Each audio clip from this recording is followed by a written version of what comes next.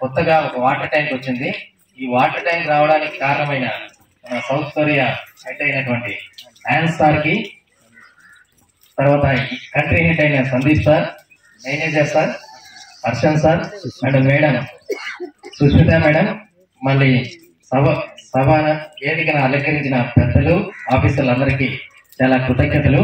ఎందుకంటే ఇప్పుడు మన విలేజ్ లో, మన మండలంలో, మన జిల్లాలో మనకు సాయం చేసుకోవడం గొప్ప.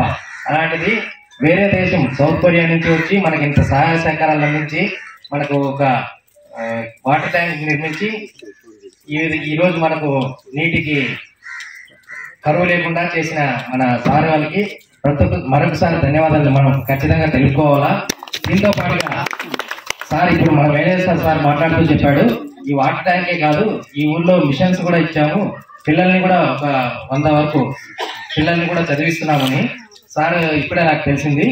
ఈ వాస్తవంగా మనమైతే చాలా కృతజ్ఞత సార్ వాళ్ళకి తెలుపుకోవాలా.